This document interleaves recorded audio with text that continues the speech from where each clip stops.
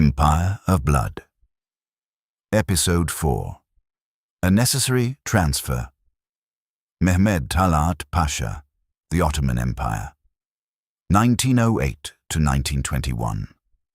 A production of Empire of Blood.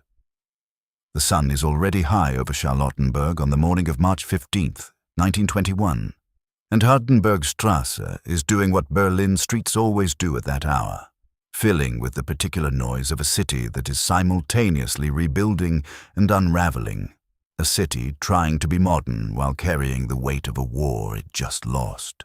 A city of newspapers and trams and the smell of coal smoke and bread baking and the low permanent tension of a society that is not sure what it is anymore. A young man is walking on the east side of the street. His name is Sogomon Tehlirian. He is 24 years old. He has dark hair, a lean face, and the slightly distracted look of a man who has been waiting a long time and has finally stopped waiting. He has rented a room in an apartment building on this same street for several weeks, and he has established the habit of his target's morning walk, and now he is walking a few paces behind a heavy-set man moving in the direction of the Zoologische Garten. The heavy-set man is living under the name Ali Salih Bey. He has been in Berlin for 2 years, arrived after the war ended and his side lost, arrived with the quiet efficiency of a man accustomed to reinventing the facts of a situation. He has gained weight in exile. He has grown a heavier beard.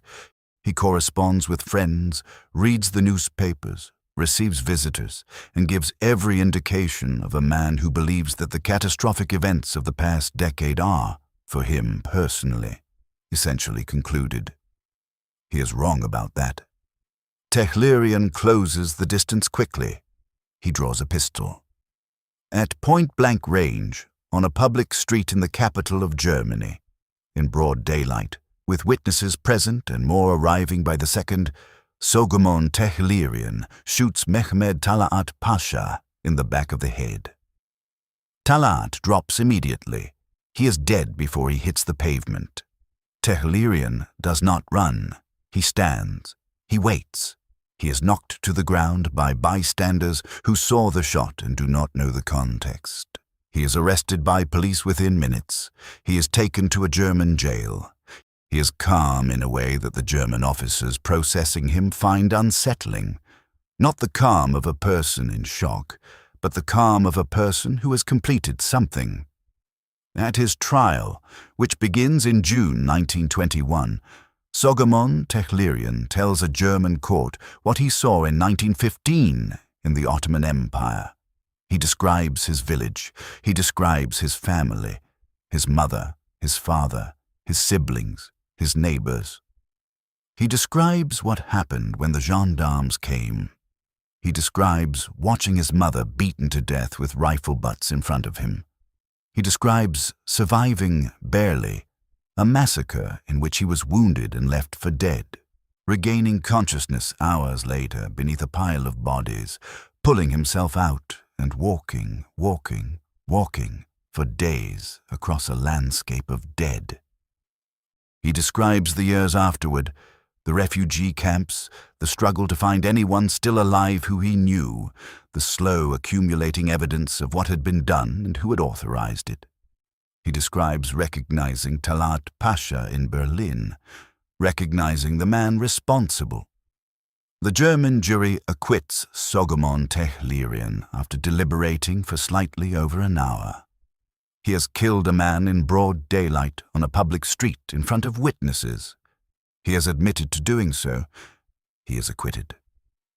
Because the jury, 12 German citizens who have just heard 4 days of testimony about what happened to the Armenians in 1915, decides that something happened which exceeds the ordinary categories of the law, and that the man on the floor of that Berlin street was not simply a murder victim. He was, the jury apparently decides, something else. Now, Step back from that Berlin street for a moment. Step back far enough to see what we are actually looking at. We are looking at the end of something, the end of a man who spent 6 years in the most powerful position in the Ottoman government, who signed the orders and controlled the telegraph network and commanded the gendarmerie and organized the deportation convoys, who sat at a desk in Constantinople and authorized the systematic murder of his own empire's people. We are looking at the end of the man responsible for what many historians now call the first genocide of the 20th century, the Armenian genocide. Between 800,000 and 1.5 million Armenians were killed between 1915 and 1923 in a campaign of deportation and massacre carried out by the Ottoman state under the direction of the Committee of Union and Progress, the triumvirate that ran the empire in its final years. The killing was organized.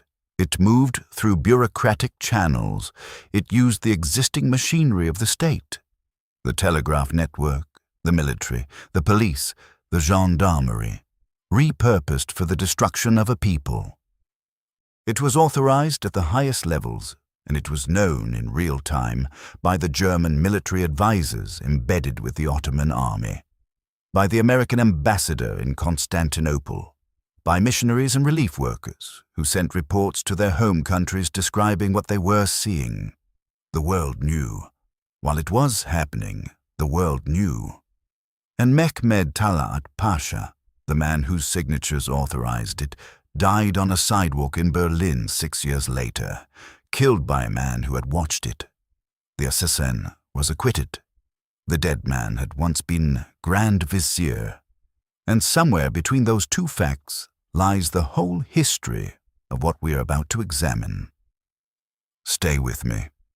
We need to understand how an empire in agony decides to eat its own people.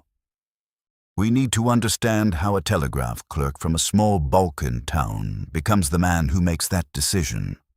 We need to understand how ordinary bureaucratic instruments, forms, lists, orders, wire transmissions become the tools of extermination. And we need to understand why, a century later, the question of what to call what happened is still being argued, still being denied, still being weighed against the interests of nations and the comfort of those who would rather the past stay where they have put it. We go back, all the way back. There is something precise about the choice of a public street. Tehlirian could have found Talat in any number of private settings. He had been watching him for weeks. He knew the man's habits. He knew the building he lived in, the hours he kept, the route he walked in the mornings. He could have waited at a doorway or a stairwell or any of the enclosed spaces that a city offers a man who wants to commit violence without witnesses. He chose the street. He chose the daylight. He chose the witnesses. This is not a practical observation. It is a moral one. Soghomon Tehlirian was not interested in getting away. He was interested in the act being seen. He was interested in the record. He was bringing a private accounting to a public stage, and in doing so he was making a statement that goes beyond the mechanics of revenge, that this man's death should be seen, should be witnessed, should become a fact in the world rather than a secret in a stairwell. He was 24 years old, and he had already seen things that change a person in ways that make the ordinary calculations of self-preservation feel irrelevant. His family was killed in the massacres of 1915 near the town of Erzincan in eastern Anatolia. He survived, wounded, left for dead, climbing out from under the bodies of people he had known his whole life, crawling into a landscape that had been transformed, in a matter of hours, into something that had no name in any language he had been taught. He made his way west, eventually, in the confused and miserable years after the war. He eventually found his way to Europe. He eventually found his way to a boarding house in Charlottenburg. He eventually found Talat. The trial begins on June 2nd, 1921, in the Berlin Criminal Court. The prosecutor's task should be simple. A man shot another man in public, was witnessed doing so, and admitted to having done so. The case, in ordinary criminal terms, should require about a morning to process. It requires 4 days. Because in those 4 days, Soghomon Tehlirian gives testimony about what he witnessed in 1915 in eastern Anatolia. He describes with specificity and without theatrical embellishment what happened to his family and his community. He describes the sequence, the announcement of relocation, the assembly, the marching, the separation of the men, the killing, the leaving of the bodies, the continuation of the march. He describes watching his mother beaten on the road. He describes losing consciousness and regaining it hours later. He describes what the road looked like when he could see again. The jury hears this. The jury hears expert testimony from German missionaries and diplomats who were present in the Ottoman Empire during the war and who testify about what they witnessed. The jury hears testimony that corroborates, from independent sources, the basic facts of what Tehlirian has described. And the jury acquits. What happens in that Berlin courtroom in June 1921 is something that has very few precedents in legal history. A court evaluates the actions of an accused killer and decides that the moral context, the crime that the victim committed, the enormity of what the man on the pavement had done, is a relevant fact. Not a legal defense in the technical sense, but something that a jury of 12 ordinary German citizens concludes changes the nature of what they are being asked to judge. This is the first time an international tribunal of any kind has examined the evidence for the Armenian genocide. It is not called that yet. The word genocide does not yet exist, but the facts are the facts, and the jury has heard them, and the jury has decided. Outside the courtroom, the year is 1921. The Ottoman Empire has been dissolved. The Treaty of Sèvres, which was supposed to provide for Armenian autonomy in eastern Anatolia and to bring the architects of the genocide to justice, is being superseded by events. Mustafa Kemal's nationalist forces are fighting to establish a new Turkish state, and the international community is preparing to deal with that state rather than hold the old one accountable. The post-war Ottoman military tribunals that had sentenced Talat to death in absentia are losing their political support. The men who might have been prosecuted are slipping away into new identities and new countries and new political arrangements. Talat slipped away. Then he was found. Remember that. The Ottoman Empire at its height was one of the most extraordinary political constructions in human history. At its peak in the 16th and 17th centuries, it stretched from the gates of Vienna in the northwest to the Persian Gulf in the southeast, from the Crimea in the north to the borders of Morocco in the south. It governed Muslim, Christian, and Jewish populations across 3 continents. It administered this diversity through a system, the millet system, that organized subjects primarily by religion rather than ethnicity, granting each major religious community a degree of legal autonomy in their internal affairs, while demanding tax payment and political loyalty to the Sultan. This was not, by any means, a system of equality. Ottoman subjects were not equal before the law, and non-Muslims, dhimmis, the protected peoples, paid additional taxes, faced restrictions on property and public worship, and occupied a formally subordinate legal status. The system was hierarchical in ways that the modern concept of citizenship explicitly rejects, but it was also, by the standards of the pre-modern world, a system that had produced centuries of coexistence, imperfect, unequal, often tense, but functional. The great cities of the empire, Constantinople, Salonika, Smyrna, Cairo, Baghdad, Jerusalem, were genuinely multi-ethnic, multilingual, multi-religious places where merchants and scholars and craftspeople and bureaucrats of different communities rubbed against each other in the daily commerce of city life.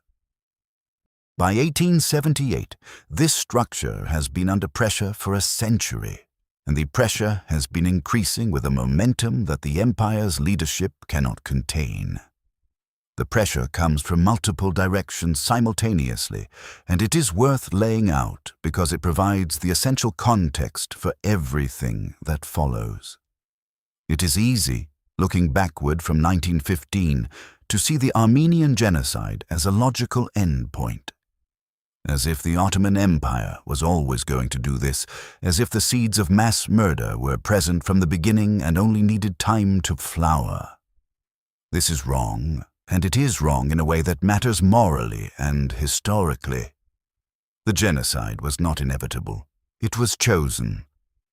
And to understand the choosing, you need to understand the specific combination of pressures that made it feel necessary to the people who made it happen. The first pressure is territorial collapse.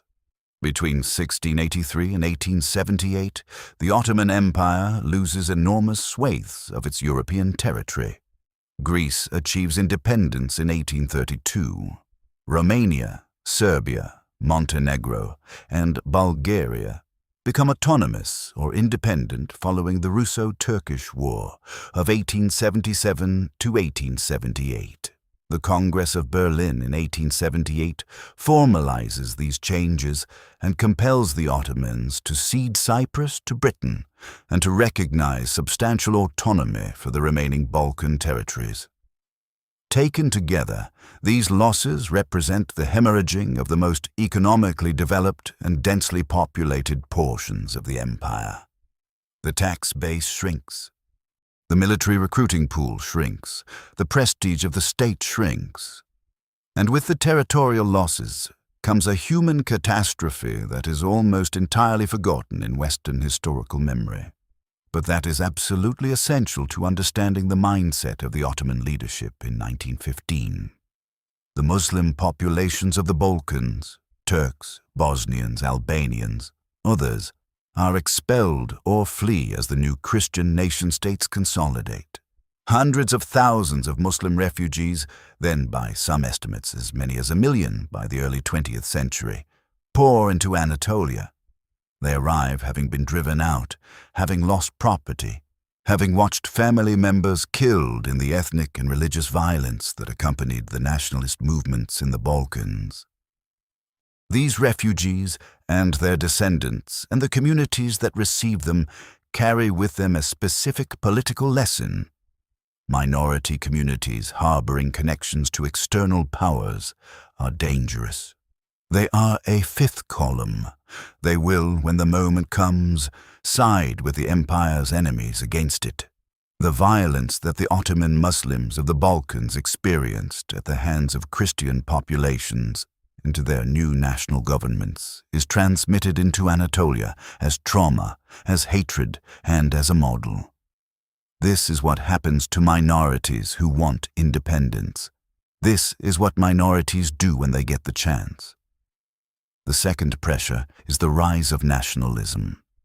The 19th century is the age of nationalism in Europe, and the Ottoman Empire is full of peoples who have been reading the same pamphlets, the same romantic poetry, the same philosophical arguments for the self-determination of peoples as the Greeks and Serbs and Romanians and Bulgarians, who have already used those arguments to carve out their own states. The Armenian community is one of these peoples. The Armenians are among the oldest Christian communities in the world, with a distinct language and a literary tradition going back to the 5th century. They are concentrated primarily in eastern Anatolia, in a historically Armenian highland region that the Ottomans and the Russians have been contesting since the 17th century.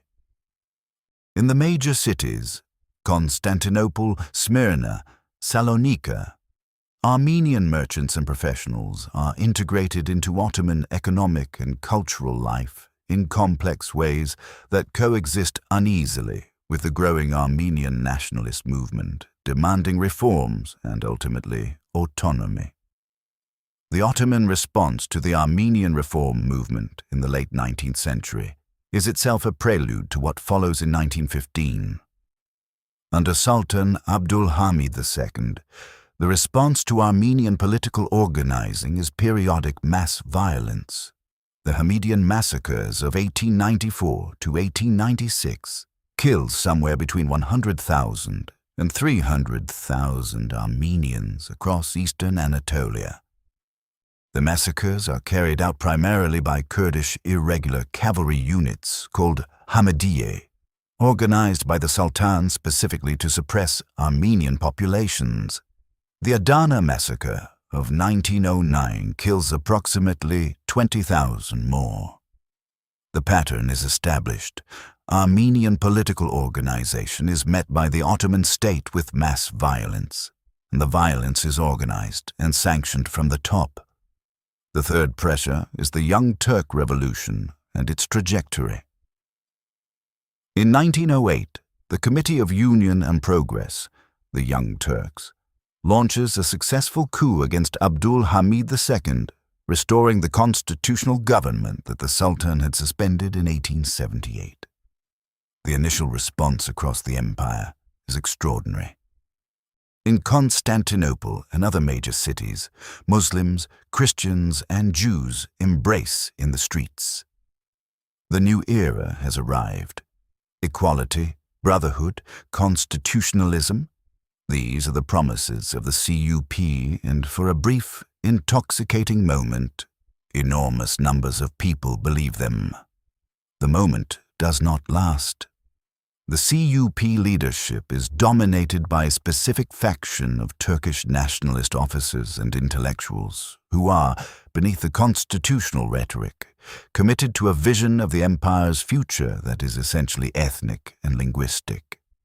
They want a Turkey for Turks, not a multi-ethnic empire governed by constitutional principles, but a state in which Turkishness is the defining identity, and non-Turkish communities are either assimilated or removed. This vision hardens progressively as the CUP faces the continuing territorial losses of the Balkan Wars of 1912 and 1913, when the empire loses almost all of its remaining European territory in less than 18 months, including the city of Salonika, Thessaloniki, which was the home city of many of the CUP leadership, including Talat. The loss of Salonika is not simply a military defeat. It is a personal catastrophe for the men who grew up there. The city that produced them, the cosmopolitan, multi-ethnic Salonika of their youth, with its large Jewish population and its Ottoman modernity and its Mediterranean commerce, is gone. It is now a Greek city, its Muslim population expelled. The men who left that city to make a new empire carry with them the specific, visceral knowledge of what happens to minorities in a nationalist state. They are expelled, or they are killed, or they are made to disappear through one mechanism or another. This knowledge, this lived experience of what ethnic nationalism does to the people on the wrong side of it, does not produce in the CUP leadership a commitment to protecting minorities in their own state. It produces the opposite, the conviction that minorities in their state pose an existential threat, that the Greek or Serbian or Bulgarian model will be replicated by the Armenians if the Armenians are given the chance, and that preemptive action is not just acceptable but necessary. Then comes the war. The Ottoman Empire enters the First World War in November 1914 on the side of Germany and Austria-Hungary. The decision is made primarily by Enver Pasha, the war minister and the most militaristic member of the CUP triumvirate.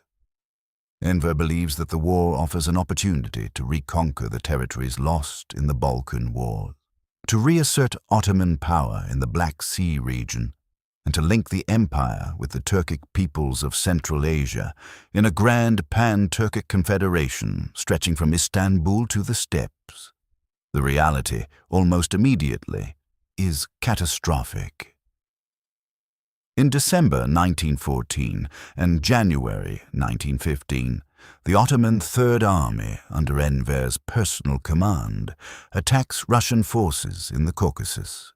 The Battle of Sarikamish is a military disaster of staggering proportions. The Ottoman army, badly supplied, badly equipped, fighting in mountain winter conditions it is completely unprepared for, loses somewhere between 60,000 and 90,000 men, most of them to cold, frostbite, and disease, rather than direct combat. The army that Enver leads into the Caucasus ceases to exist as a coherent fighting force. Enver needs an explanation.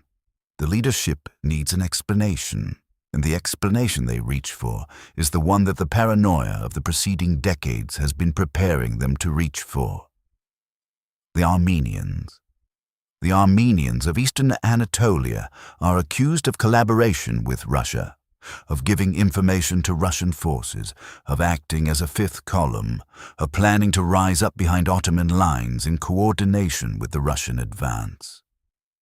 Some of these accusations have a grain of truth. There are Armenian volunteer units serving with the Russian army, and some Ottoman Armenians do pass information or provide assistance to Russian forces. This is true.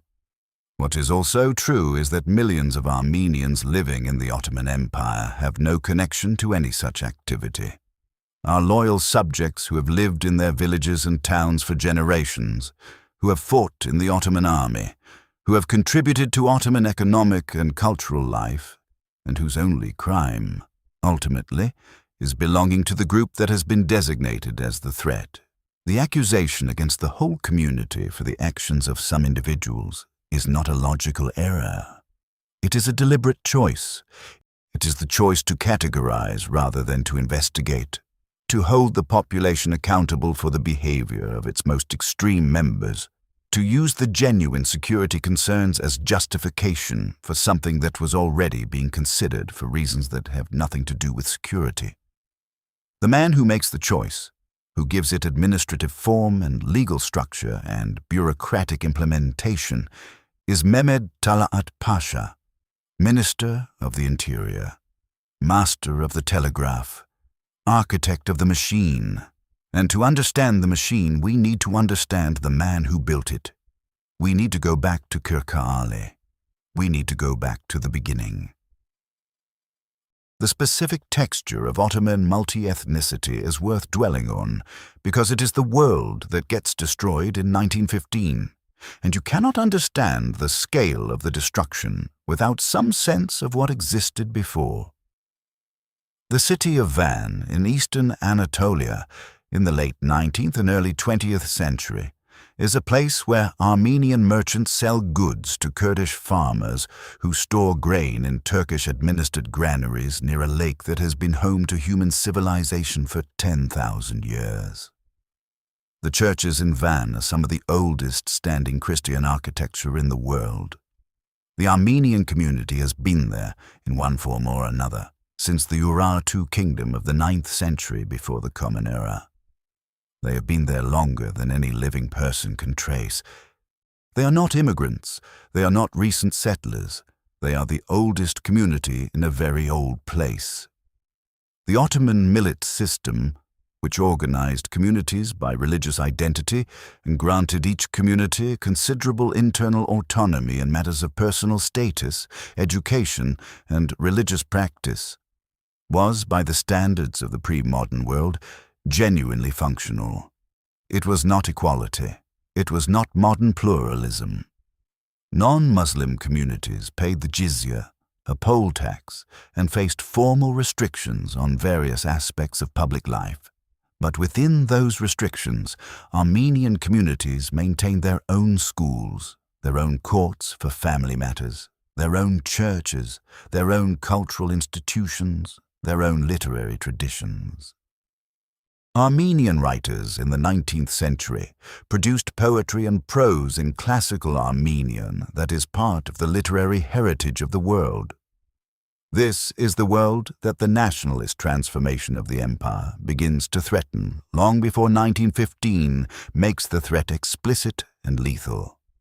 The Tanzimat reforms of the mid-19th century represent the Ottoman state's attempt to navigate the pressure of European modernity and the demands of its non-Muslim communities for legal equality. The reforms are genuine in some respects and cosmetic in others, and they create both hope among minority communities and a backlash from conservative Muslim elements who see the equalization of dhimmis as a betrayal of the Islamic character of the empire. Abdul Hamid II exploits this backlash. He represents himself as the defender of Islamic tradition against the modernist reformers, the caliph as well as sultan, and he uses pan-Islamic solidarity as a political tool to consolidate support. The Hamidian massacres of 1894 to 1896 are the first demonstration in the modern era of what happens when that pan-Islamic political instrument is turned directly against an Armenian population that has been calling for legal reforms and complaining to European powers about mistreatment. Massacres break out across eastern Anatolia, in dozens of towns and villages, with a coordination that suggests, at minimum, tacit authorization from the central authorities. The numbers are disputed, as the numbers always are when governments that conduct massacres are also the governments that maintain the records, but the range of credible estimates runs from 100,000 to 300,000 dead. European powers protest. European powers send diplomatic notes. European powers compose formal representations expressing serious concern. None of them intervene. This is the lesson that the Hamidian massacres teach the Ottoman leadership, that Europe's protests are not Europe's action, that the gap between the rhetoric of humanitarian intervention and its actual practice is wide enough to conduct mass murder in, that as long as the killing is done inside the empire's territory and framed as a domestic security matter, the diplomatic consequences will be manageable. It is a lesson that Talat, watching these events unfold, while still a young postal official in the Balkans, absorbs along with everyone else who is paying attention to Ottoman politics in the 1890s. The Young Turk Revolution of 1908 produces something rare in political history, a genuinely hopeful moment. The revolution is supported across the empire's communities by Armenians, Jews, Greeks, Arabs, and liberal Turks who have all been chafing under Abdul Hamid's autocracy and who greet the restoration of constitutional government with something approaching joy. The Committee of Union and Progress publishes a program that explicitly promises equal citizenship, equal rights before the law, equal treatment regardless of religion or ethnicity. For a moment, weeks, perhaps a few months, this seems real. The reaction comes quickly. Conservative Muslims resist. The Sultan attempts a counter-coup in April 1909, which fails, but the attempt generates its own momentum of violence, including the Adana massacre, in which 20,000 Armenians are killed in Cilicia. The coup suppresses the counter-coup, deposes Abdul Hamid, continues with the constitutional program, but the Adana massacre has introduced a note of uncertainty that never quite resolves. The Balkan Wars are the turning point. The First Balkan War begins in October 1912. Bulgaria, Serbia, Greece, and Montenegro, all recently independent nations carved from former Ottoman territory, form an alliance and attack the empire simultaneously. The result is catastrophic for the Ottomans. Within 6 weeks, they have lost almost all of their remaining European territory. Albania declares independence. The Aegean Islands fall to Greece. The Ottomans are pushed back to a line within a few dozen miles of Constantinople itself. In the Second Balkan War, which follows immediately, Bulgaria fights its former allies and loses, and the Ottomans recover some territory, including eastern Thrace.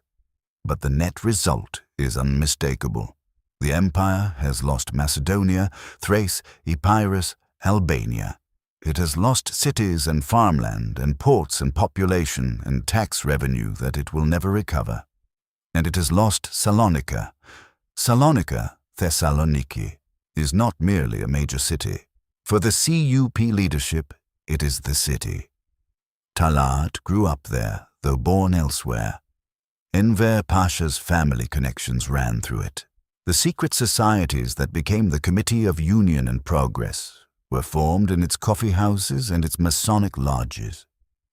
It was the most modern city in the Balkans, the city where the Young Turk movement had its deepest roots, the city that the revolution's founders thought of as a proof of concept for the multicultural Ottoman modernity they believed they were building. In October 1912, Greek forces enter Salonika. The Muslim population, Turks, Dönme, others, begins to leave. The city that the CUP founders grew up in ceases to exist as they knew it within months. It becomes a Greek city. Their city is gone. And the people who made it theirs are expelled. This is a wound that does not close, and wounds of this kind, in men with this kind of power, tend to produce not reflection, but action. The decision to enter the First World War in November 1914 is, in retrospect, one of the worst strategic choices in the empire's history, and even at the time there are serious voices within the Ottoman leadership who argue against it.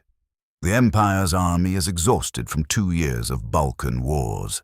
Its treasury is depleted. Its territorial and demographic base has been dramatically reduced. It has just lost a significant portion of its officer corps and its most trained military units in the fighting of 1912 and 1913. Entering a continental war in this condition, against an alliance that includes the most powerful military forces in Europe, is not a decision that can be called strategically sound, but Enver makes it. Enver, who has been enchanted by Germany and German military efficiency, who believes that the war offers the opportunity to recapture what was lost in the Balkans and to build a pan-Turkic empire from Istanbul to Central Asia, who is, in the most precise sense of the word, a fantasist about military power. And Talat goes along with it, not because he shares Enver's grand strategic vision, but because the alliance with Germany offers the empire things it desperately needs: military equipment, advisors, diplomatic cover, and a context in which the internal ethnic question can be addressed under the cover of wartime necessity. Wartime necessity. Remember that phrase. It will be doing a great deal of work in the months ahead. Mehmed Talat is born in 1874 in Kirkali, a small town in what is now Bulgaria, then part of the Ottoman Empire's European territories. His father is a minor postal official, not an aristocrat, not a notable, just a functionary in the imperial administrative apparatus, a man who works with forms and registers and the paperwork of state. This origin matters. Talat is not a product of the Ottoman court, not someone whose sense of destiny was formed in the palaces and salons of Constantinople. He is a provincial, formed in the Balkans, in one of those contested territories where Ottoman Muslims, Bulgarians, Greeks, and others live in the close, uncomfortable proximity that breeds both genuine cosmopolitan familiarity and deep, specific communal suspicion. He grows up knowing what it means to be a member of one community among several, knowing what the boundaries are, knowing which streets belong to which people and which coffee houses are for whom. He begins his working life in the late 1880s and early 1890s as a telegraph clerk in the Ottoman Postal Service.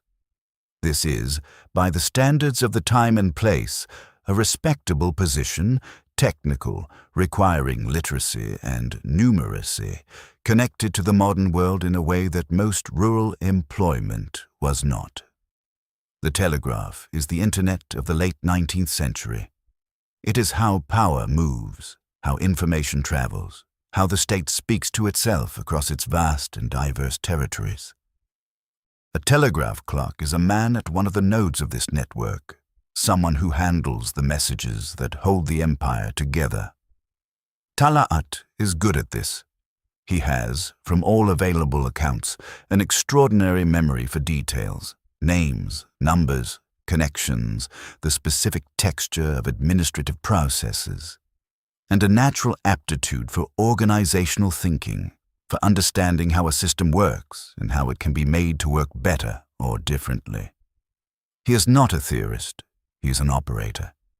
He thinks in terms of mechanisms and outcomes rather than in terms of abstract principles. He also has, from early in his career, a gift for political organization. He is drawn to the underground opposition movement against Sultan Abdul Hamid II, the secret societies and conspiratorial networks that are working throughout the late 1890s and early 1900s to overthrow the Hamidian autocracy. He joins these networks. He recruits for them.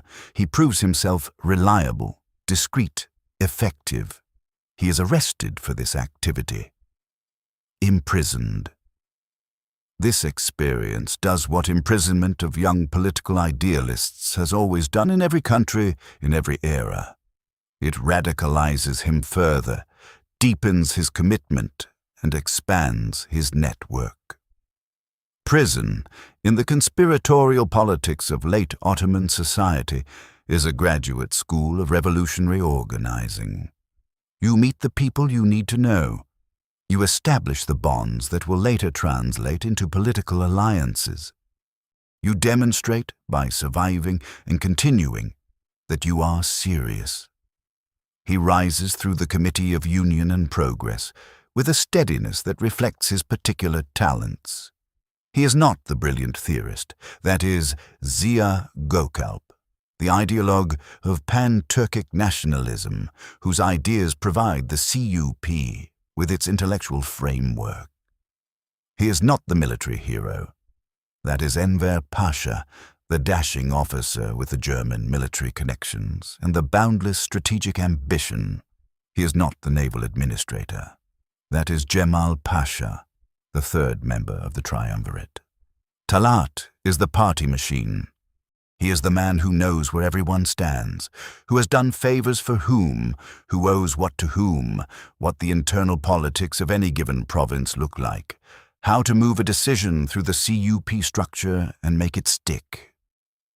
He becomes Minister of the Interior in 1913, following the CUP's consolidation of power after the Balkan Wars. This is the office that will make him the most dangerous man in the empire. The Ministry of the Interior controls everything that happens inside the empire's borders: the provincial governors, the gendarmerie, the political police, the population registration system, the internal communications network. It is the hub through which the state's knowledge of and control over its own population flows. It is, in a real sense, the administrative brain of the empire. Talat's personality and power is described with remarkable consistency across sources that have very different attitudes toward him. Both his admirers and his critics agree on the essential features. He is direct, pragmatic, and almost entirely unsentimental about power. He does not make speeches. He does not perform the theatrical nationalism that Enver performs. He does not cultivate a martial image or play at being a hero. He sits at his desk and works. He reads reports. He issues instructions. He manages the machine. There is a quality to his decision-making that contemporaries describe as cold and that historians have subsequently tried to characterize more precisely. Talat does not appear to have been driven by personal hatred of Armenians in the way that some of his subordinates were. He did not seem to take pleasure in violence, did not seek out the details of what the deportation convoys looked like on the ground, did not cultivate relationships with the men who were doing the killing. He relates to the Armenian population in 1915 the way a man of his administrative temperament relates to any large-scale problem, as something to be managed, processed, resolved. This is the terrifying thing about Talat. Not that he hated, but that he calculated. The American ambassador to the Ottoman Empire during this period is Henry Morgenthau, and is a memoir, Ambassador Morgenthau's Story, published in 1918, contains some of the most important contemporary accounts of Talat in power. Morgenthau meets with Talat repeatedly, both before and after the deportations begin, and the picture he paints is of a man who is shockingly candid about what he is doing. Talat, Morgenthau writes, never discussed the fate of the Armenians in euphemisms. When Morgenthau pressed him, when American diplomatic pressure made denying what was happening increasingly awkward, Talat's response was essentially, "Yes, we are doing this. It is necessary, and your protests will not stop it." Morgenthau describes one particular exchange in which Talat asks him to use the influence of the American government to obtain insurance money for Armenians who have died. Money that would, under the insurance contracts, otherwise be paid to their surviving families, except that the families are also dead. Talat wants the money to go to the Turkish state instead. The casual assumption embedded in this request, that a foreign diplomat will simply accept the premise that the Armenian policy is a fait accompli and help the Ottoman government profit from it, tells you something important about how Talat conceived of the international response to what he was doing.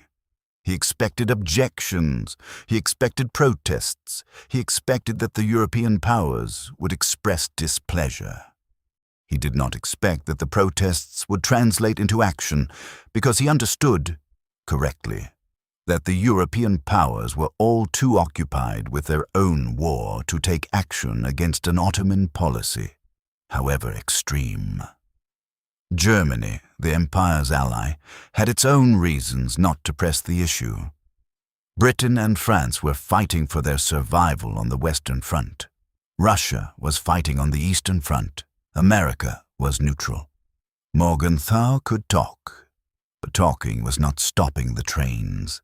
The decision to deport the Armenians, to convert the existing machinery of the Ottoman state into the instrument of their destruction, is not made in a single moment.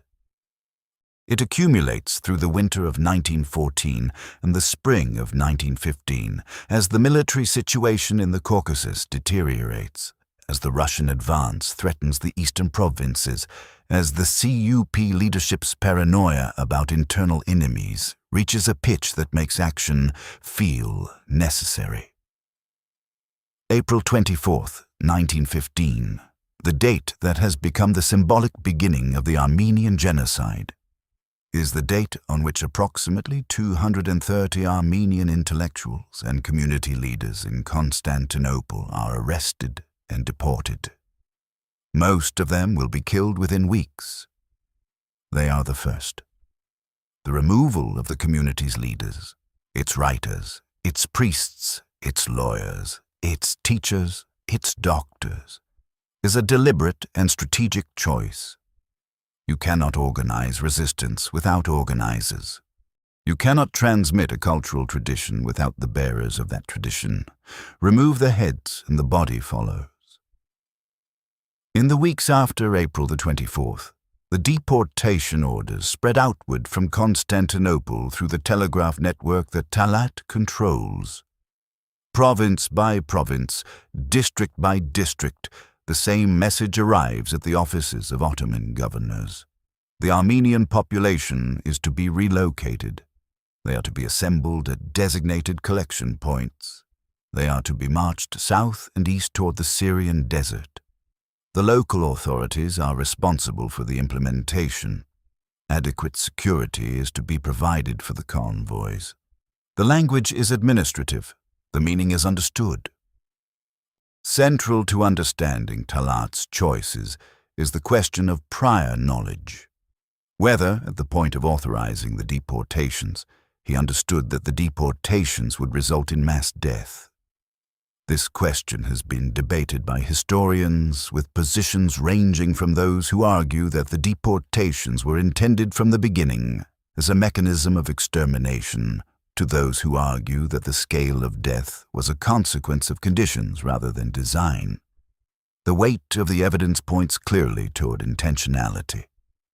The deportations were organized in ways that made survival of any significant portion of the deportee population essentially impossible. The convoys were marched through terrain with no food or water for distances that healthy adults would have struggled to survive, let alone the elderly, the children, and the women who composed most of the columns after the men had been separately arrested and killed. The special organization units that were tasked with providing security for the convoys were in many cases killing them. The official justification: military security, temporary relocation, was never plausible given the demographics of who was being deported and the direction in which they were being marched. And the telegrams. The Andonian telegrams, a set of documents attributed to Talat that were used as evidence in the post-war Turkish tribunals and published by a survivor named Aram Andonian, have been disputed by Turkish nationalist historians who argue they are forgeries. The scholarly consensus has moved toward accepting the core of the documentary evidence as authentic, and the argument for their authenticity rests not just on the documents themselves, but on their consistency with the pattern of events that is independently documented through multiple sources. German diplomatic dispatches, American consular reports, missionary accounts, survivor testimony, and the administrative records of the Ottoman state itself. Talat knew. The evidence is overwhelming. He authorized a process he understood would kill the people subjected to it. The question of whether he personally desired each individual death, whether he found satisfaction in the dying, whether his motivations were ideological or purely strategic. These questions are interesting and remain partially unresolved, but they do not change the fact of what he did and what it produced. He was 41 years old in 1915. He had spent his entire adult life building the administrative capacity to do exactly what he was doing. The telegraph network he had worked in as a young man was now his instrument. The provincial governors who had been appointed by the ministry he controlled were now his executors. The gendarmerie that was supposed to protect the empire's population was now its murderer. He would live 3 more years in power, presiding over an empire that was rapidly losing the war that had been used to justify the genocide, an empire whose leadership had committed an atrocity that its greatest ally found difficult to defend and its enemies found invaluable as propaganda. He would flee in November 1918 as the armistice ended Ottoman participation in the war, and Allied forces prepared to occupy Constantinople. He would spend 2 years and 4 months in exile in Berlin before Soghomon Tehlirian found him on Hardenbergstrasse. In those 2 years in Berlin, there is no record of Talat expressing regret for the deportations. There are letters, conversations recorded by acquaintances, fragments of his thinking about the Ottoman future, but not regret. He seems to have understood what he did the same way he understood everything, as a political decision made under specific historical circumstances in the interests of the Turkish national project as he defined it. The Armenians were a security threat. The security threat was removed. The price was high. The price was necessary. This is the psychology we are dealing with, not the psychology of a sadist who enjoyed the suffering. Not the psychology of a bigot who hated for its own sake, though the bigotry was present and real. The psychology of a man who had decided that mass death was an acceptable cost for a political goal, and who had the administrative capacity and the political authority to act on that decision, and who did. The telegraph. It seems like a strange place to anchor the psychology of a man who will become responsible for the deaths of more than 1 million people. But the telegraph is, in a deep sense, the technology that makes Talat who he is. He grows up with it. He works in it. He learns the empire through it, the way a young man in the early 21st century learns the world through the internet, absorbing its logic, understanding its power, developing an intuitive grasp of what can be done through the manipulation of information networks. The telegraph in the late Ottoman Empire is the nervous system of the state. The empire is vast. It covers territories from the Balkans to Mesopotamia, from the Black Sea coast to the Arabian Peninsula, and the management of this territory in an era before telephones and before motor vehicles are common depends almost entirely on the speed and reliability of the telegraph network. A governor in Erzurum communicates with Constantinople by telegraph. A military commander in Mesopotamia receives orders by telegraph. The financial transfers, the administrative instructions, the political intelligence that keeps the empire functioning as a unified entity rather than a collection of autonomous regions, all of it moves on the wire. Talat is a man who understands this. He understands it not as an abstract proposition, but as a lived operational reality, something he has handled with his own hands, something whose logic he has absorbed through years of practice. And when he rises to become the man who controls the Ministry of the Interior, with its network of provincial governors and gendarmes and administrators, the telegraph becomes his instrument in the same way that a conductor's baton is the conductor's instrument, not just a tool for issuing instructions, but an extension of his will across the entire physical space of the empire. This matters for understanding 1915, because the Armenian genocide is, among other things, a feat of communication.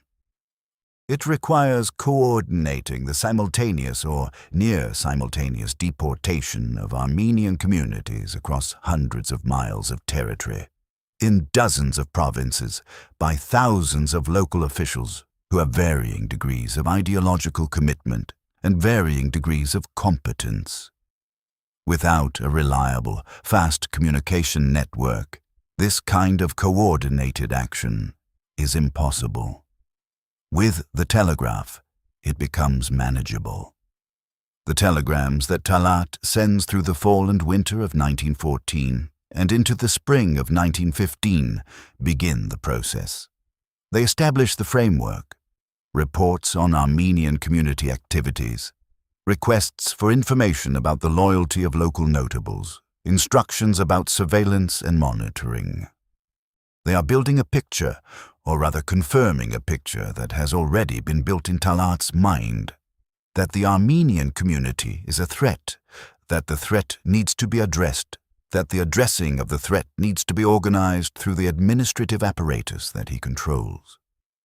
The psychology that produces this conclusion is worth examining carefully, because it is not the psychology of pure hatred, though elements of ethnic contempt are certainly present. It is more precisely the psychology of the security bureaucrat who has internalized a threat model to the point where the threat model itself becomes the lens through which all information is processed. Talat has spent years in an underground movement that was defined by its paranoia about internal enemies. He was arrested for his political activities, and the experience of arrest confirms the paranoia. The state was watching, enemies were real, the system could come for you. He organized conspiracies and was alert to counter-conspiracy. He lived in a world in which trust was a scarce and dangerous resource, and every person's allegiance needed to be evaluated and re-evaluated. This is the mindset he brings to the Ministry of the Interior. And when the military disaster at Sarıkamış arrives in January 1915, when Enver's army is destroyed and someone needs to be blamed, the threat model that Talat's ministry has been developing for years is ready to be deployed. The claim that Armenians provided intelligence or material support to Russian forces in the Caucasus is not entirely without foundation. There were Armenian volunteer units serving with the Russian army. There were individual cases of Armenians providing information to Russian commanders. There was a small Armenian revolutionary party, the Dashnaksutyun, which had political connections to Russian Armenian communities and which had previously engaged in violent resistance to Ottoman repression. But Talat's ministry does not distinguish between these individuals and the millions of Armenians who had no connection to any of this. His ministry does not conduct investigations. It does not evaluate individual cases. It conducts a categorization. Armenian means potential enemy. Potential enemy means deportable. Deportable means gone. The logic moves from the security concern about a specific subset of a community to a policy targeting the entire community, without pausing at the step where a rational security calculation would stop and ask, what about the people who are not the threat? It does not pause at that step because the security framing is, at this point, not the real motivation. It is the available justification. The real motivation is what it has been since the losses of the Balkan Wars consolidated in the thinking of the CUP leadership, the vision of a Turkey for Turks, ethnically and linguistically homogeneous, cleared of the minorities whose presence is both a practical complication and a reminder of the failed project of Ottoman pluralism. Talat is not stupid. He knows the difference between a security measure and an ethnic cleansing. He understands what he is doing. The cold pragmatism that contemporaries describe in him, the lack of theatrical ideology, the comfort with paperwork and orders and administrative control, is not a sign that he is blind to the nature of his own project. It is a sign that he has decided the project is necessary and that he will implement it without the self-deception that theatrical ideology provides. He tells Morgenthau, directly in one of their encounters, "We have already disposed of 3/4 of the Armenians in Turkey. The hatred between the Turks and the Armenians is now so intense that we have got to finish with them. If we don't, they will plan their revenge." Let that settle for a moment. The hatred between the Turks and the Armenians is now so intense. Note the passivity of the framing. Note that the hatred, which his government has generated through its own policy, through the deportation convoys and the massacres and the years of Hamidian violence before that, is presented as a natural condition, as if the animosity arose spontaneously and must simply be managed, rather than as the consequence of deliberate choices that his government made and is continuing to make. Note also the logic. We have killed enough of them that the survivors will want revenge. Therefore, we must kill the rest. This is the logic of the escalating atrocity. The logic that the violence itself generates the conditions that make further violence seem necessary. It is a logic that requires no external enemy because it produces its own perpetual justification. He says this to the American ambassador in a private meeting, without apparent embarrassment or hesitation. He says it because he knows Morgenthau's protests will change nothing. He says it because, at some level, he wants the American to understand what he is dealing with and why protests are beside the point. The man who rises from telegraph clerk to Grand Vizier does so by understanding, at each stage of his career, what the levers of power are and how they work. As a telegraph clerk, the lever is information. As a party organizer, the lever is the network of relationships that the CUP builds across the military and the bureaucracy. As Minister of the Interior, the lever is the administrative apparatus of the state. As Grand Vizier, from 1917, the lever is everything. At every stage, he does not orate, he does not write manifestos, He does not cultivate a public image of heroism or sacrifice or mystical destiny. He works. He sits at his desk and works. He processes the information and issues the orders and manages the consequences and moves to the next problem. This is what makes him different from Enver, who is theatrical and visionary and militaristic and ultimately incompetent. Enver loses an army at Sarakamish. Enver dreams of pan-Turkic empires that will never exist. Enver is, in the end, a man whose ambitions vastly exceed his abilities and who will die in 1922 fighting in Central Asia for a cause that was lost before it began. Talat is not like that. Talat is the man who gets things done. What he gets done in 1915 is the removal of the Armenian people from Anatolia. He gets it done with the same quiet efficiency that he brings to every administrative challenge. He issues the orders, he monitors the implementation. He manages the governors who comply and pressures the governors who hesitate. He maintains the paper trail of official authorization while ensuring that the euphemistic language of the official trail provides whatever cover is needed. He watches the reports come in. He adjusts the implementation where the implementation is falling short of the goal.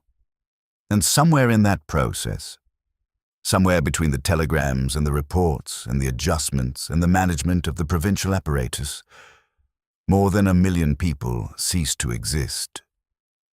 There is a photograph of Talat Pasha that was taken sometime around 1915 or 1916.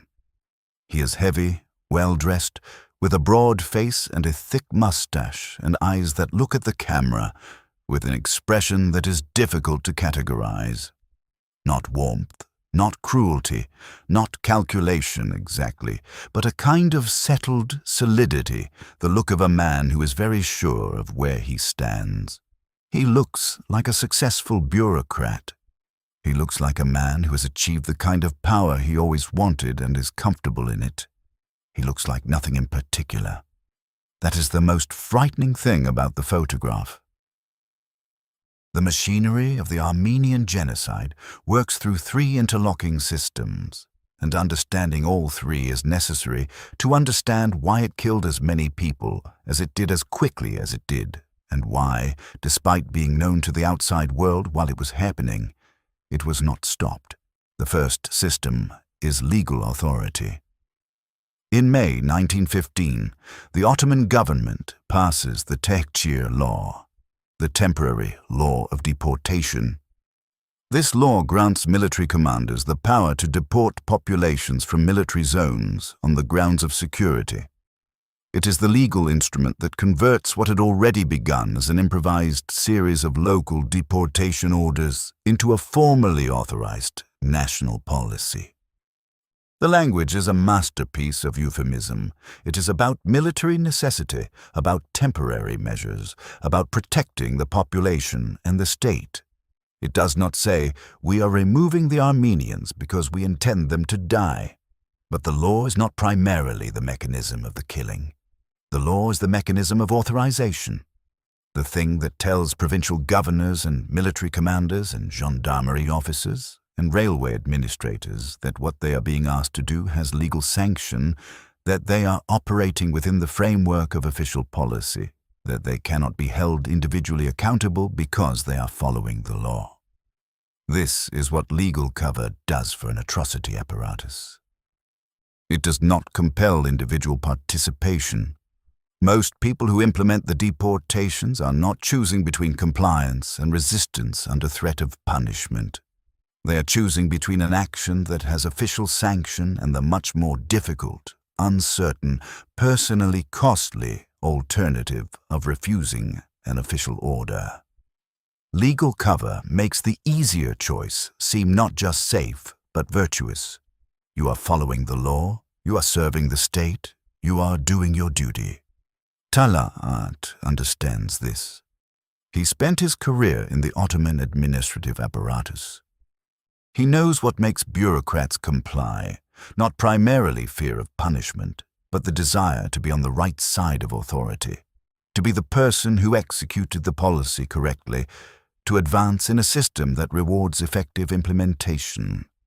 The Tehsir law and the administrative orders that flow from it through the Interior Ministry creates the conditions under which thousands of people can participate in mass deportation while telling themselves, and largely believing, that they are simply doing their jobs. The second system is the telegraph network. Talat controls the Ottoman telegraph system. He came up through it. He knows it. And in 1915 it becomes the nervous system of the genocide. The orders go out as telegrams. Province by province, district by district, the instruction arrives. Assemble the Armenians, organize the convoys, send them south. The provincial governors receive the orders and issue their own orders to the sub-district officials. The sub-district officials receive those orders and dispatch the gendarmerie. The gendarmerie arrives at the villages and towns with lists of names, lists compiled from the population registers that the ministry maintains, and begins the assembly. The telegraph also carries the reports back up the chain. Production reports, in a sense. How many people assembled, how many deported, the status of the convoys. These reports flow back to Constantinople and to Talat's desk. He knows, throughout the summer and fall of 1915, what the numbers are. He knows how many people have been removed from each province. He knows, from the reports that German military observers and American diplomats and missionaries are sending to their respective governments, that the convoys are not arriving at their stated destinations in anything like the numbers that departed. He knows. The telegraph creates a system of knowledge and of documented authorization that is one of the strongest pieces of evidence for the intentionality of what the CUP leadership was doing. You do not send tens of thousands of telegrams organizing a spontaneous outburst of communal violence. Spontaneous violence does not have a paper trail. The paper trail that the Armenian genocide generated, in Ottoman archives, in German diplomatic files, in American consular records, in the post-war Turkish military tribunals, is the paper trail of a state program. The third system is the special organization. The regular gendarmerie and military units are the visible face of the deportation apparatus, but the killing, the actual mass murder that happens along the deportation routes and at the major massacre sites, is carried out substantially by the special organization, the Teşkilat-i-Mahsusa. This is a paramilitary force that Enver Pasha and Talat organize in the months before the deportations begin, drawing heavily on two specific categories of men. Kurdish tribal irregulars who have their own reasons to be hostile to Armenian communities, and released convicts, men who have been taken out of Ottoman prisons specifically for this purpose. The use of released convicts is a deliberate design choice, and it is one of the most revealing features of the entire apparatus. It tells you that the organizers understood that what they were asking would require a specific type of participant, not the ordinary soldier or policeman who has been trained within an institutional framework that places some constraints on violence, but the man who has already demonstrated a willingness to transgress those constraints, who has no career or reputation to protect, and who can be pointed at a convoy and given instructions. The special organization units accompany deportation convoys ostensibly as security escorts. Their actual function, in many cases, is to eliminate the convoys they are escorting. Survivors and witnesses describe the same pattern, repeated across multiple locations throughout the summer and fall of 1915. A convoy reaches a predetermined location, a ravine, a riverbank, the edge of a valley, and the escort separates the men from the women and children. The men are killed first, then the women and children, or they are marched further and killed later, or the women are taken as slaves or forced wives and the children forcibly converted to Islam. The bodies are left where they fell or thrown into rivers or buried in mass graves that Turkish authorities in subsequent decades variously denied and were unwilling to excavate. Eyewitness accounts from non-Armenian observers, German military officers, American diplomats, relief workers, describe what the deportation routes looked like. The road from Erzurum to Deir ez-Zor, which was the primary channel through which the Armenian populations of eastern Anatolia were marched southward, became, in the summer of 1915, a road lined with the dead. German officer witnesses describe bodies on the roadside, the smell of death, convoys of skeletal people staggering through the desert heat with inadequate food and no water. They describe the escorts doing nothing to prevent attacks by local brigands, and in many cases organizing those attacks. Heinrich Barbie, a German war correspondent, writes a dispatch in 1916 describing the aftermath of what he sees along these roads. Johannes Lepsius, a German Protestant missionary who had documented the Hamidian massacres of the 1890s and who travels to Constantinople specifically to confront Talat and the CUP leadership about what is happening, publishes his account in Germany and is suppressed by the German censors at the request of the Ottoman government. Lepsius's report estimates 300,000 dead by mid-1915, a number that will only grow.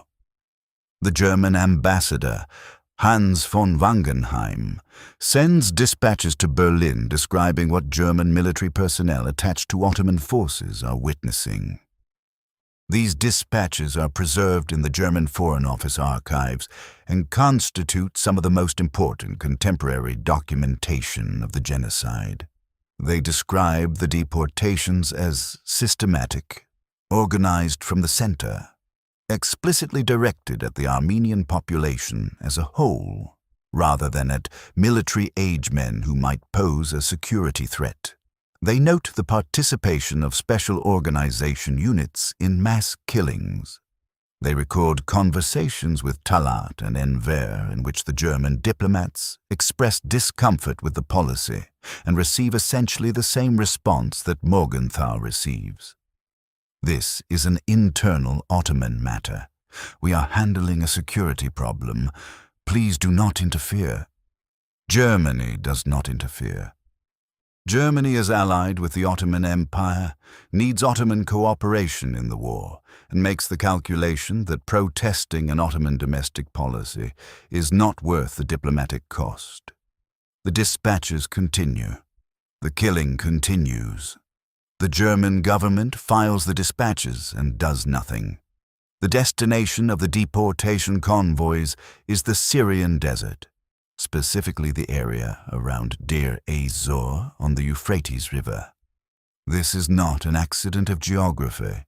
The choice of destination, a desert region with no agricultural capacity to feed the arriving populations, with no infrastructure to house them, with no possibility of productive integrations into a local economy, is itself a death sentence.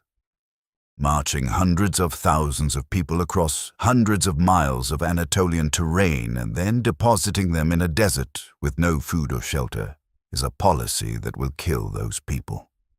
Whether they are killed directly along the route or die slowly in the desert camps makes no fundamental difference to the outcome. Deir ez-Zor becomes a place of horror that survivors describe in terms that have no precedent in their prior experience. People dying of thirst in the desert, people dying of dysentery and typhus in camps with no sanitation, people dying of hunger as the meager food supplies dry up, people being killed in mass shootings organized by local commanders, who decide that the problem of the arriving Armenians is most efficiently solved by eliminating them rather than feeding them. One local Ottoman official, a man named Mehmed, organizes a series of massacres in the Deir ez-Zor area in 1916 that killed tens of thousands of the people who have survived the deportation march. He is acting without specific orders from Constantinople. He is acting within a framework of policy that makes clear what outcomes are acceptable, that has provided the legal authorization and the institutional sanction for mass killing, that has, in short, created the conditions under which a local commander can organize mass murder and be confident that he will not face accountability for doing so. This is what the machine looks like from the inside, not a single order saying, "Kill everyone." A structure of authorization and incentive and impunity that produces killing as the natural output of the people operating within it. The governor who receives the deportation order and implements it is doing his job.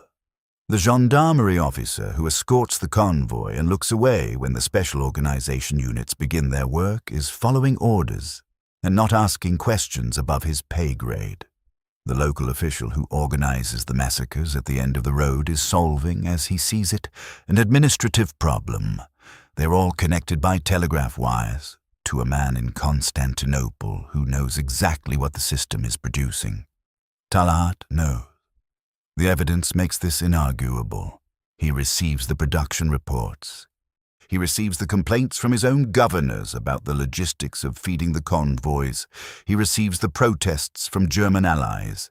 He receives Morgenthal's direct representations about what American consular officials are witnessing in cities across Anatolia. He processes all of this information. He continues. The Armenians are removed from Anatolia. The towns and villages they have inhabited for millennia are repopulated with Muslim refugees from the Balkans. The churches are converted to mosques or used as stables or simply demolished. The cemeteries are plowed under. The property, the houses, the farms, the businesses, the cultural institutions, is absorbed into the Turkish national economic structure or simply seized by neighbors and local officials. By the end of 1915, the Armenian population of Anatolia has been reduced by approximately 3/4. By the early 1920s, with the additional killings during the post-war period, the Armenian community that had existed in Anatolia for 3,000 years has been reduced to remnants. This is what a machine looks like when it has finished its work. The governors are not uniform in their response to Talat's orders. This is worth understanding because the genocide is sometimes presented as if the entire Ottoman administrative apparatus responded identically to the deportation instructions, as if compliance was universal and immediate and complete. It was not. There were governors who refused or who dragged their feet or who issued orders that fell short of what the center was demanding.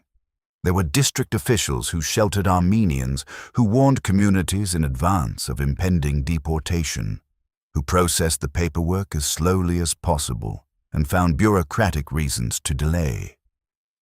One of the most documented cases is Mehmed Bey, the governor of Aleppo and later of Adana, who is credited by survivors with saving significant numbers of Armenians through deliberate non-compliance with the deportation orders. Celal is described by contemporaries as a man who understood perfectly what the orders meant and who chose, at considerable personal and political risk, to obstruct their implementation. He manages to save perhaps thousands of people through bureaucratic resistance, processing the deportation orders slowly, redirecting convoys, finding reasons why particular groups of Armenians could not be immediately relocated. He is eventually removed from his post. The center replaces him with a more compliant official. The deportations in his area resume. This is significant in two directions.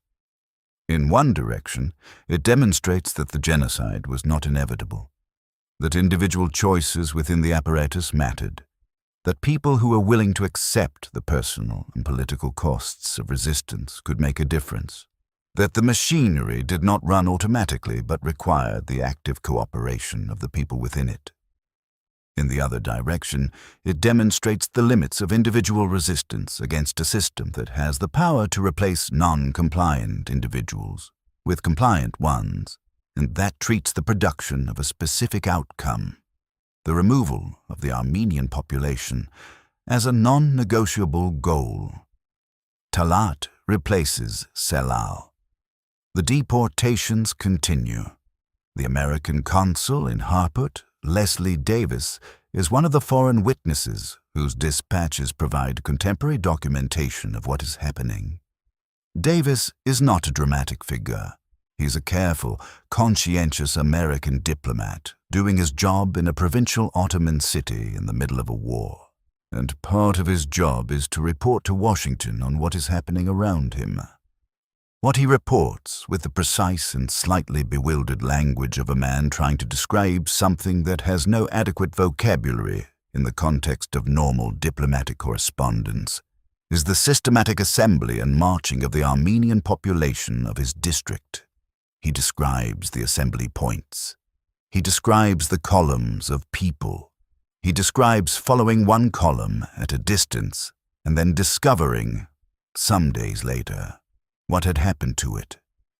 He discovers the bodies near a lake called Lake Gölcük. He estimates conservatively 10,000 bodies in the immediate vicinity of the lake. He writes this in a diplomatic dispatch. The dispatch goes to the State Department.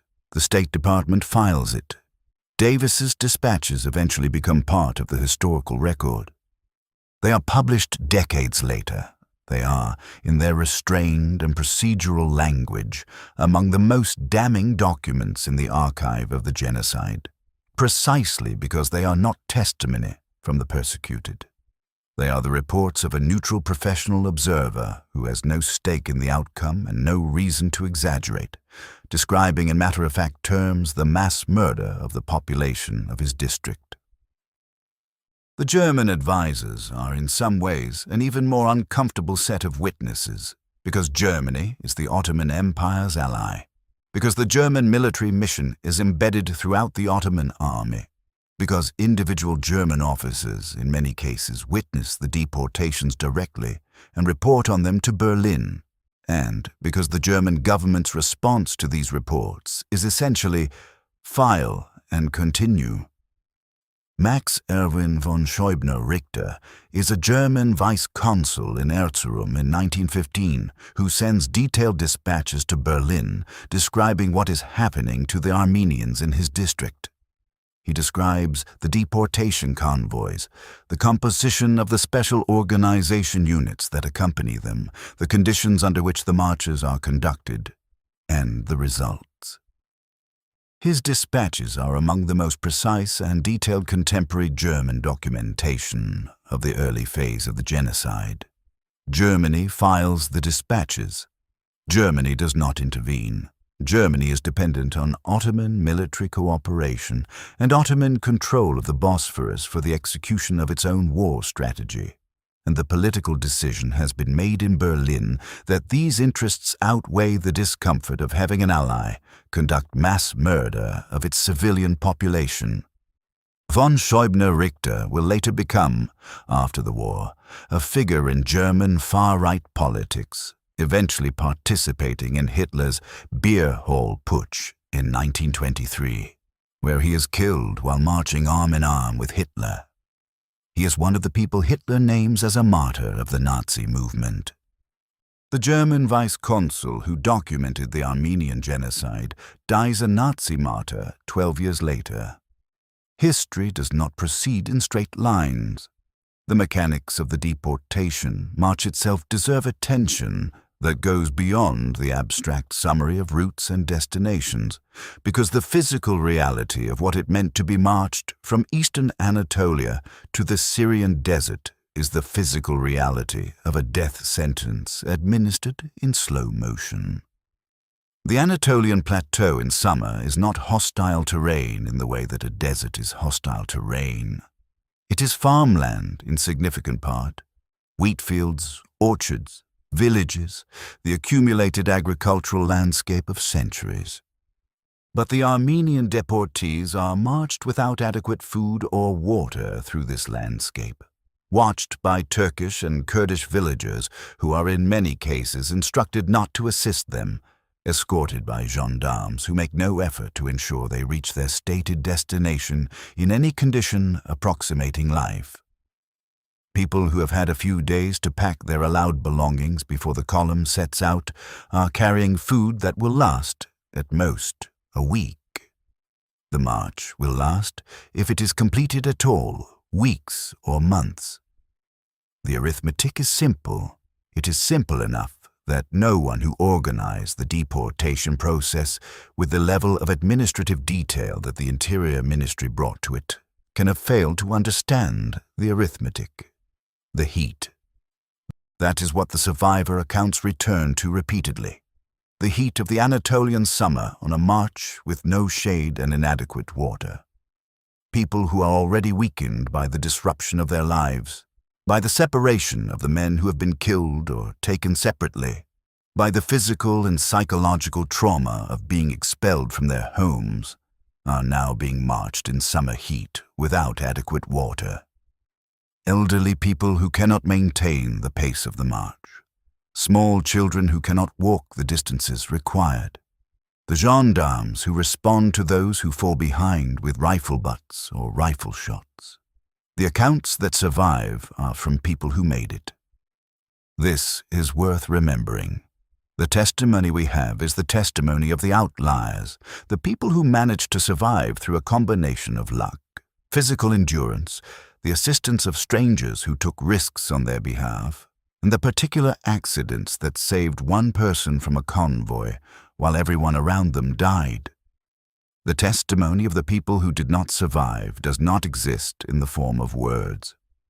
It exists in the demographic records that show the Armenian population of specific towns and provinces declining from tens of thousands to hundreds or to zero in the span of a single year. The Syrian desert, and specifically the area around Deir ez-Zor, is the place where the deportation roads converge. By 1916, there are large concentrations of Armenian survivors. Survivors of the march, people who have made it this far, living in camps in the desert and dying of hunger, disease, and the continuing attentions of Ottoman officials and irregular forces who treat the living as a problem still to be fully resolved.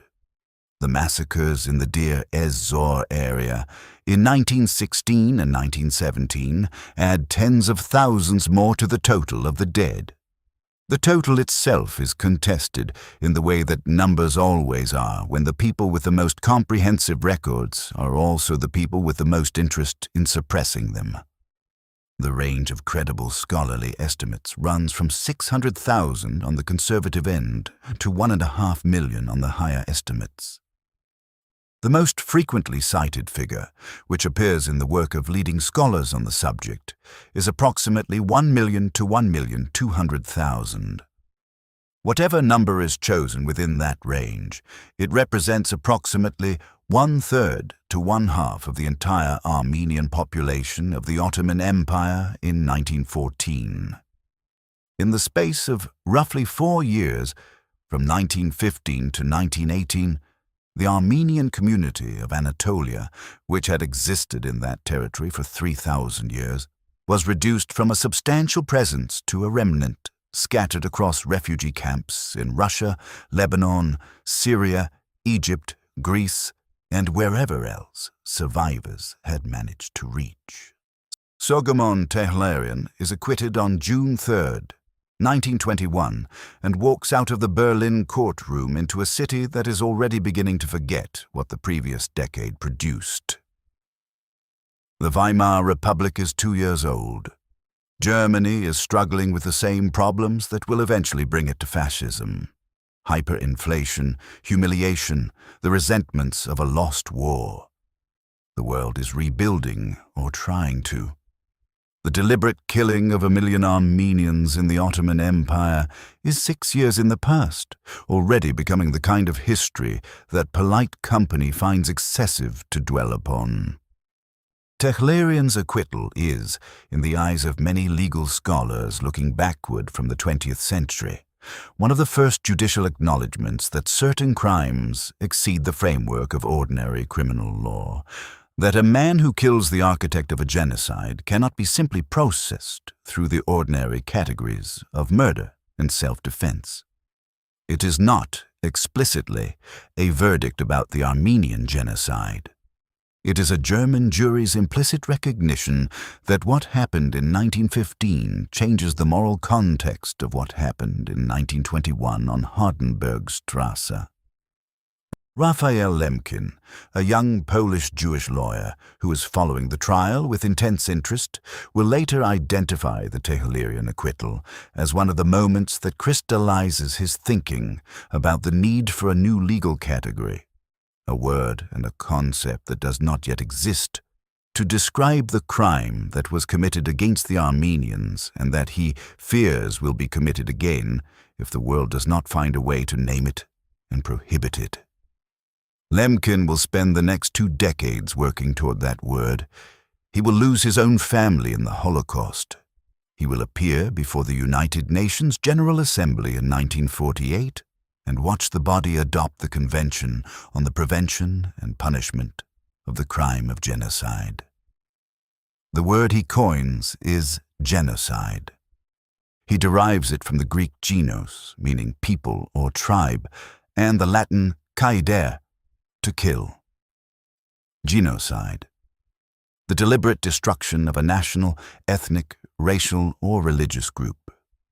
The definition he writes into the Convention is shaped substantially by the 2 cases he has studied most carefully: the Armenian case, which he has known about since he was a student, and the Jewish case, which he has lived through. The Convention is adopted on December 9, 1948. It enters into force on January 12, 1951. The Armenian genocide is one of the foundational cases for the legal framework that the Convention creates. Turkey does not recognize the events of 1915 as genocide. This is the central ongoing controversy in the history of the Armenian genocide, and it requires careful treatment because it is not simply a question of historical ignorance or innocent disagreement. The Turkish state's official position is that the events of 1915 were a tragedy, that large numbers of Armenians died during the war, that Turks also died, that the deaths were the result of intercommunal violence and war conditions rather than a deliberate state policy of extermination. The position acknowledges suffering. It denies intent. It denies the categorization. This position is not credible as a historical claim. The scholarly consensus among historians of the Ottoman Empire, across Turkish, Armenian, American, European, and other national academic traditions, is that the events of 1915 constitute genocide as defined by the Genocide Convention.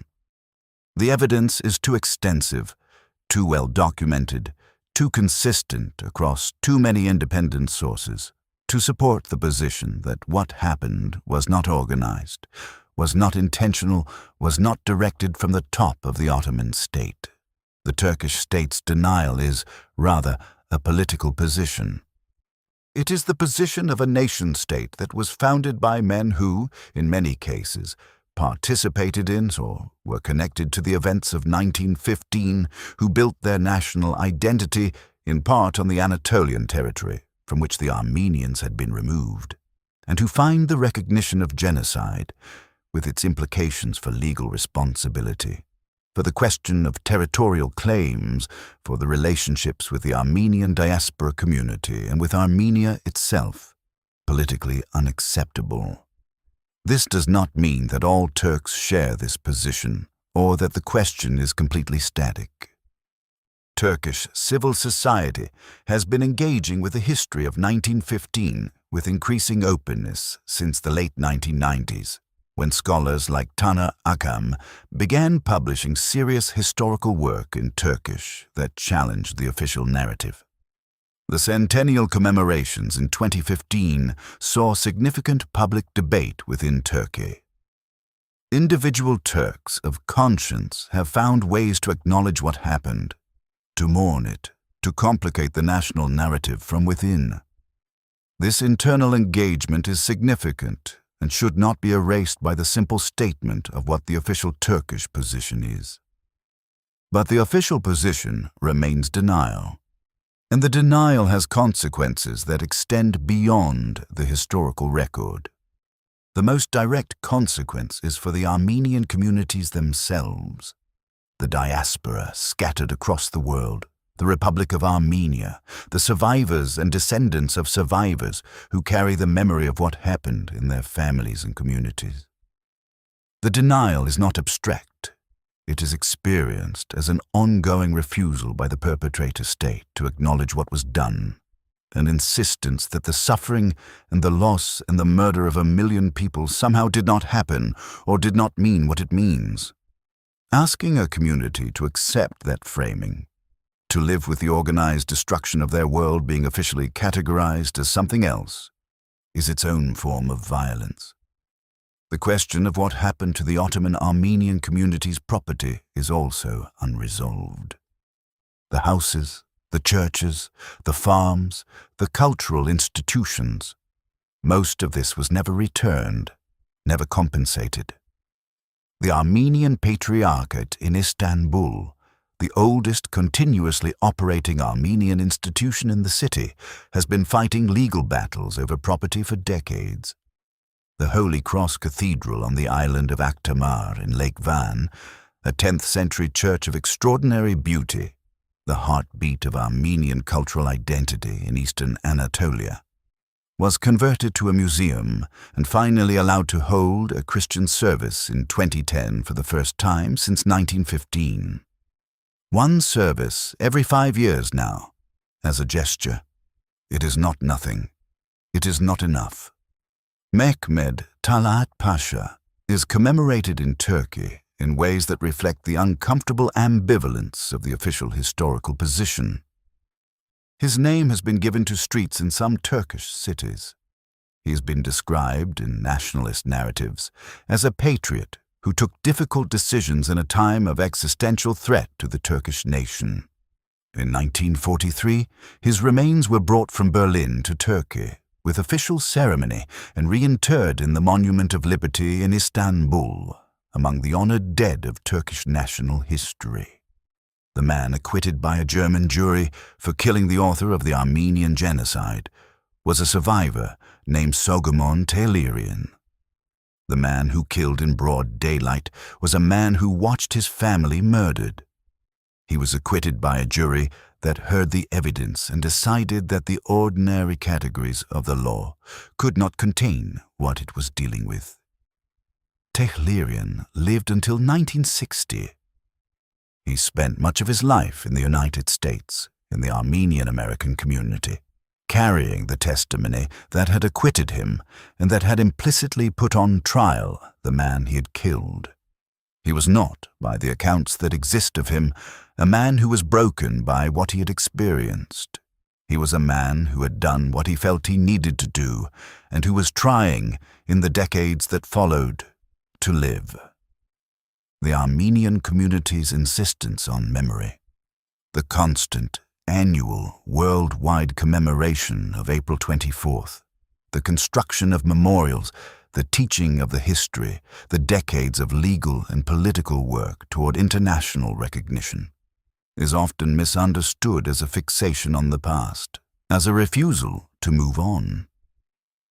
This framing is wrong in a way that needs to be said clearly.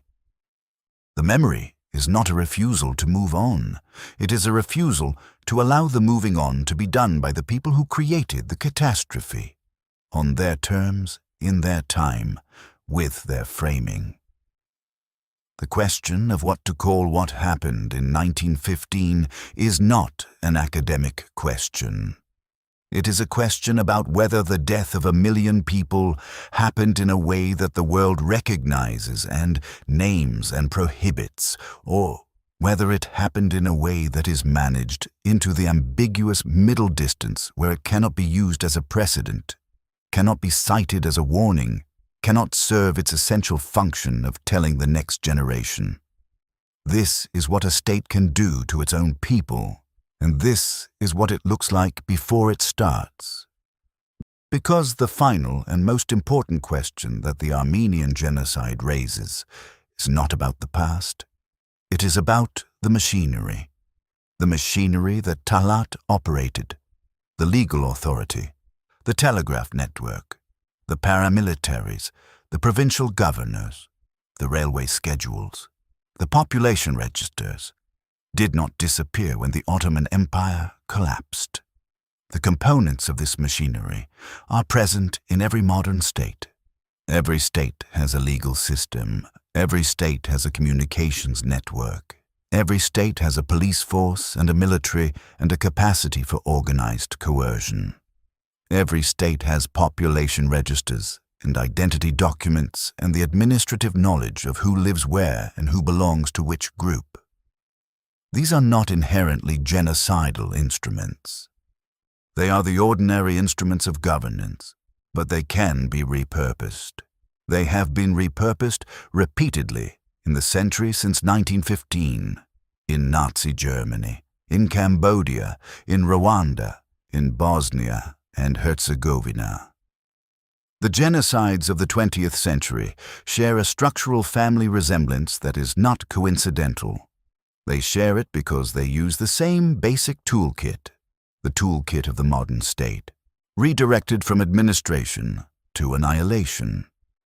What stands between the ordinary state and the genocidal state is not the absence of the machinery. The machinery is always there.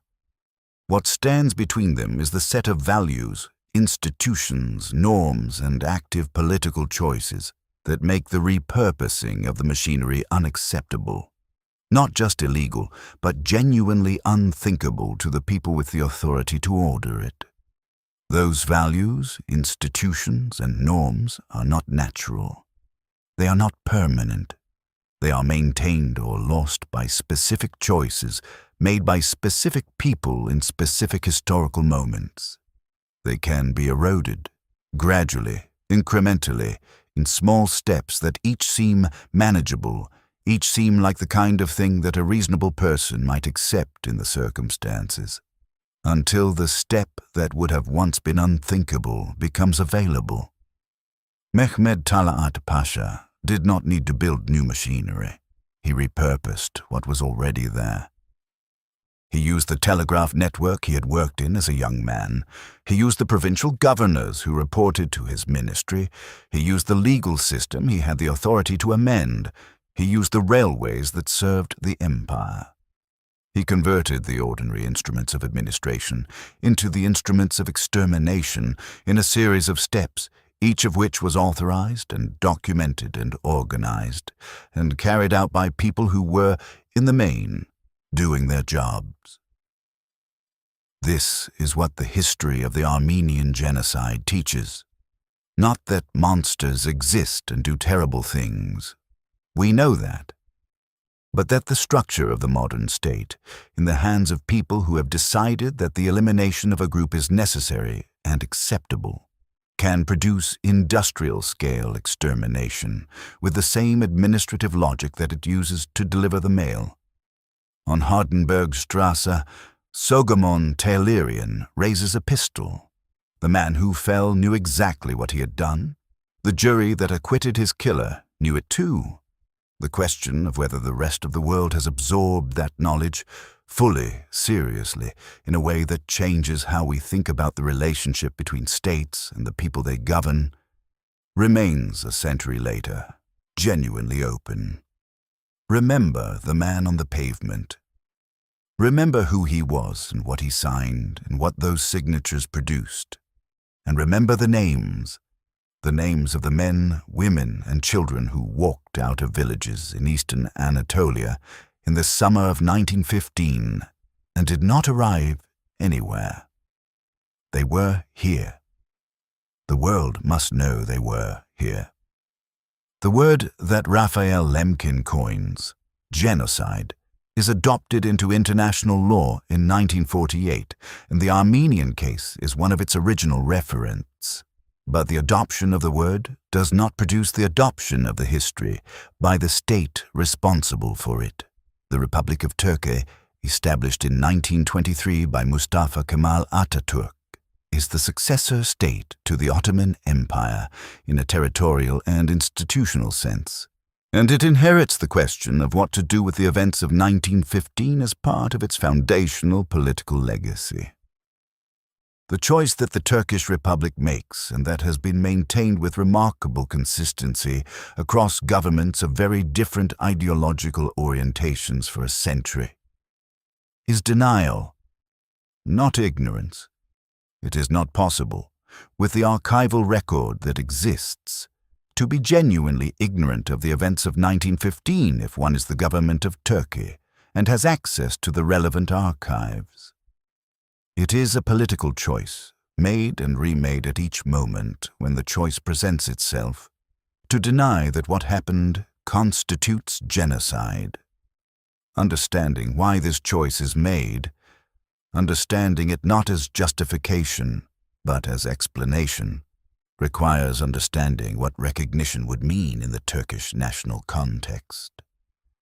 The Turkish Republic was founded on a specific narrative of national rebirth, the Anatolian homeland, the war of independence against foreign occupation, the transformation of the Ottoman wreckage into a modern, secular state. In this narrative, the events of 1915 are at best a wartime tragedy, and at worst a necessary measure for the defense of the Anatolian heartland.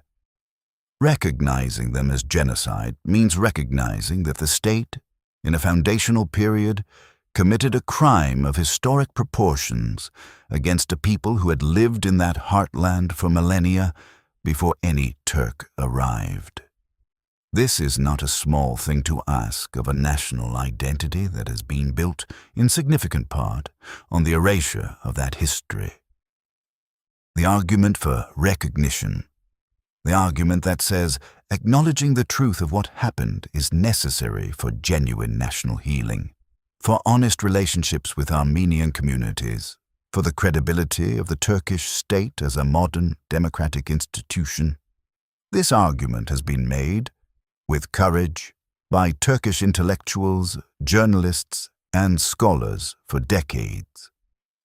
Orhan Pamuk, the Turkish Nobel laureate, discusses the killing of the Armenians in a Swiss newspaper interview in 2005 and is subsequently prosecuted under Article 301 of the Turkish Penal Code, which criminalizes insulting Turkishness.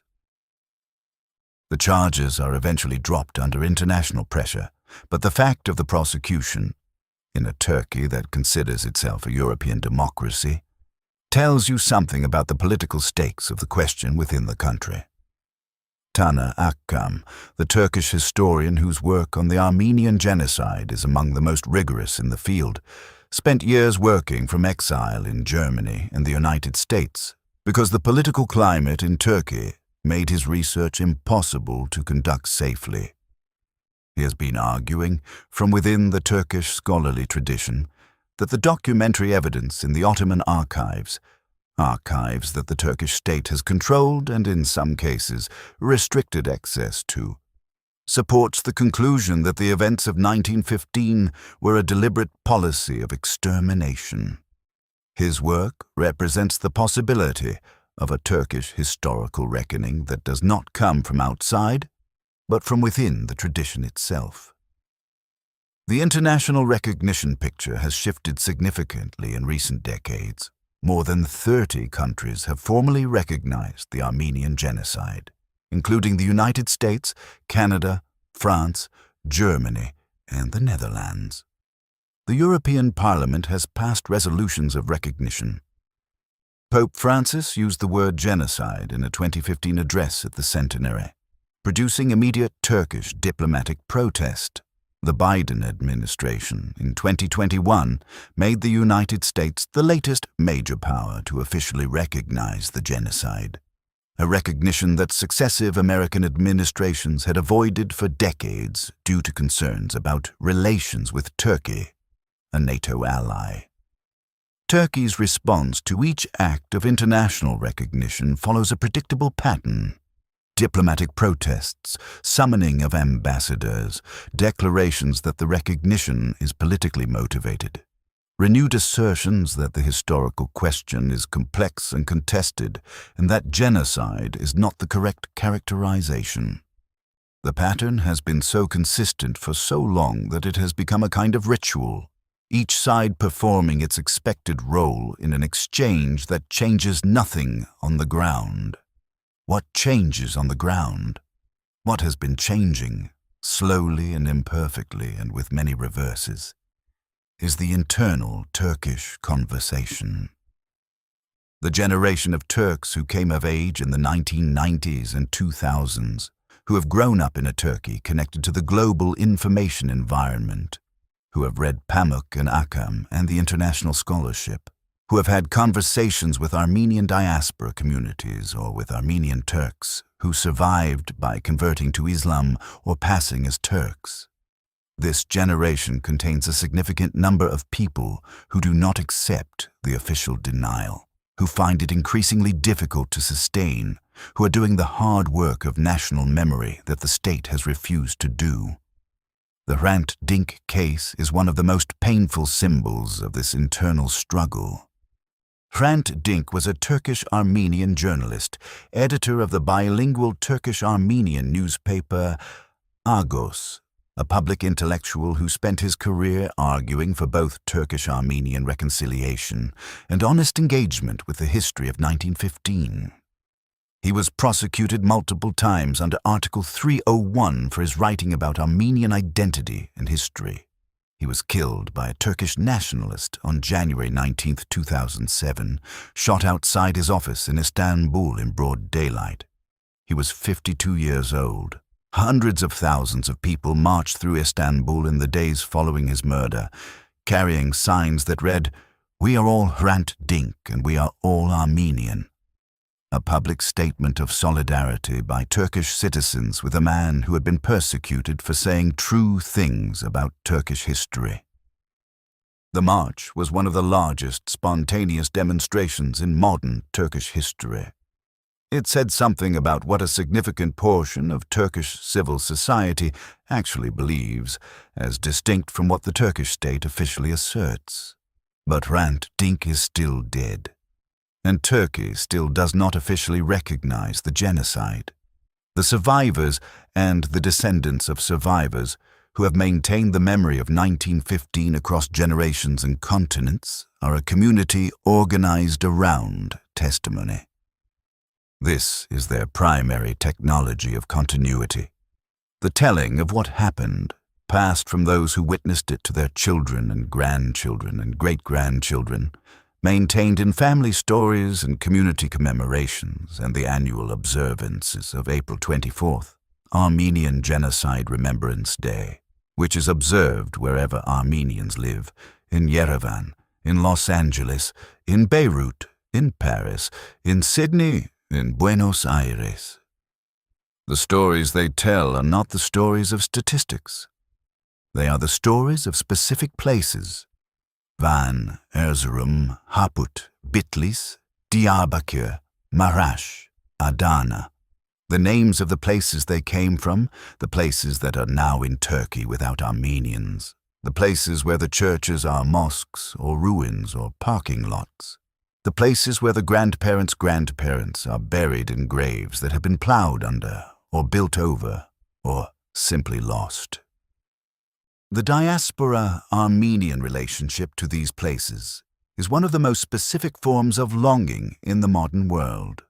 The longing for a place that exists and that you have never seen, that your family was expelled from before your birth, that carries your history and your language and your cultural roots, and that is now occupied by another people who have, for a century, insisted that you were never really there.